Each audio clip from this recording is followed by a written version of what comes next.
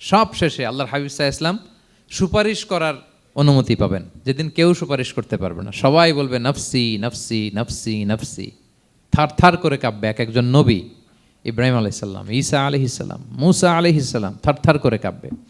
আর আল্লাহর হাবিব সাল্লাল্লাহু আলাইহি ওয়াসাল্লাম ওই মাকামে মাহমুদে সিংহাসন ফেলে দিয়ে সেজদায় শুধু কাঁদতে থাকবে, আর সেজদার মধ্যে বলবে উম্মতি উম্মতি উম্মতি উম্মতি।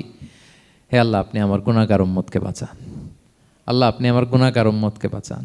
আল্লাহ, আপনি আমার গুনাহগার উম্মতকে বাঁচান।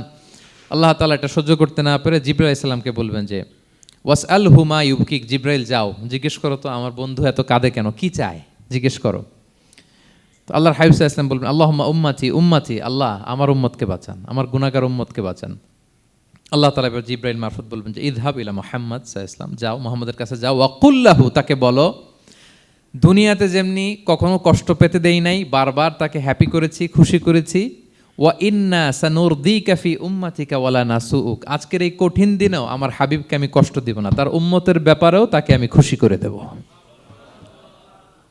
তার গুনাহগার উম্মতের ব্যাপারেও আজকে মুহাম্মদ সাল্লাল্লাহু আলাইহি ওয়াসাল্লামকে আমি খুশি করে দেব। আল্লাহর হাবিব সাল্লাল্লাহু আলাইহি ওয়াসাল্লাম তখন সুপারিশ শুরু করবেন।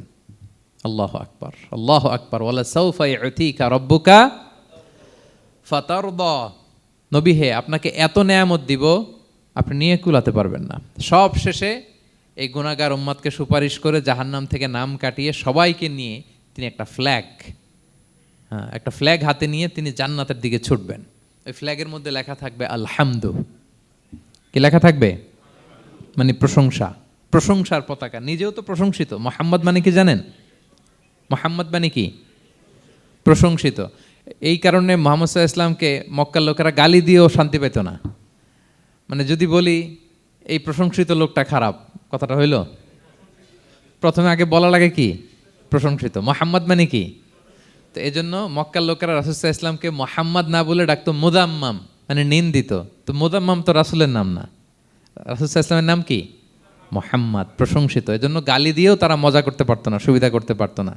গালি দিলেও আগে প্রশংসা করে নেওয়া লাগতো। প্রথমে বলতো মুহাম্মদ পাগল, এরকম বলতো নাউযুবিল্লাহ। তার মানে প্রশংসিত লোকটা পাগল হইলো, এটা গালি হয়েছে? ঘুরে ফিরে তো প্রশংসাই হয়ে গেল। তো আল্লাহর হাবিব সাল্লাল্লাহু আলাইহি ওয়াসাল্লাম লিওয়াউল হামদ, প্রশংসার ফ্ল্যাগ নিয়ে বিশাল উম্মতকে নিয়ে জান্নাতে অভিমুখে যাবেন এবং জান্নাতের দরজায় হি উইল বি দা প্রথম নক করবেন উনি।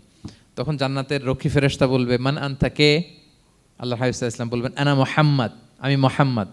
তো ফেরেশতা বলবে আমরা দাঁড়ায় আছি এজন্য আল্লাহ বলে দিয়েছেন মুহাম্মাদের আগে কাউকে যেন এন্ট্রি দেয়া না হয়।